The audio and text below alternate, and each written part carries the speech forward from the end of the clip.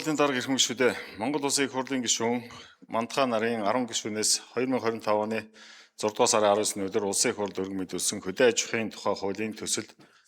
хөдөө аж ахуйг тогтвортой хөгжүүлэх зорилгоор улсын хэмжээнд дунд хугацааны хөгжлийн зорилттой төлбөртэй байх асуудал тулсан.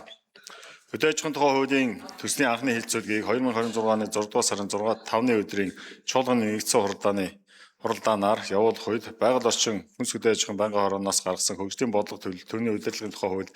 нэмэлт өөрчлөлт оруулах тухай хуулийн төслийг боловсруулах сандыг нэгдсэн хуралдаанд оролцсон гишүүдийн олонх нь тэмцсэн болно. Иймээс Монгол Улсын их хурлын чуулганы хуралдааны дэгийн тухай хуулийн 42-р зүйлийн 42-ийн 5 дахь хэсэг заасныг баримтлан хөгжлийн бодлого төлөвлөлтөний удирдлагын тухай хуулийн 6-р зүйлийн 6-гийн 5 дахь хэсэгт хөдөө аж ахуйн зорилттой хөтөлбөр гэсэн заалт нэмэх хуулийн төсөл боловсруулсныг байгаль орчин хүнс хөдөө аж ахуйн байнгын хороо 2026 оны 6 дугаар сарын 17-ны өдрийн хуралдаанаараа тэмцсэн болно. Байнгын хорооны хуралдаанаар хуулийн төслийн анхны хэлцүүлгийг явуулах үед төслийн талаар засмын зөрүүтэй санал гараагүй бөгөөд улсын их хурлын гишүүн Наранбаатар Монгол Улсын их хурлын чуулганы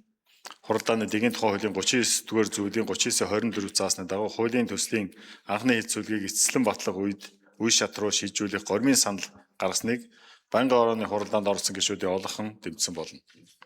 Улсын их хурлын эрхэм гишүүдээ хөгжлийн бодлого төлөвлөлтөний удирдлагын тухай хуульд нэмэлт өөрчлөлт оруулах тухай хуулийн төслийн анхны хэлцүүлгийг явуулах талаарх байгаль орчин хүнс хөдөө аж ахуйн байнгын хорооны санал дүгнэлтийг шийдэлсэн шийдвэрлэхийг хүсье. Анхаарал тавьсанд баярлалаа.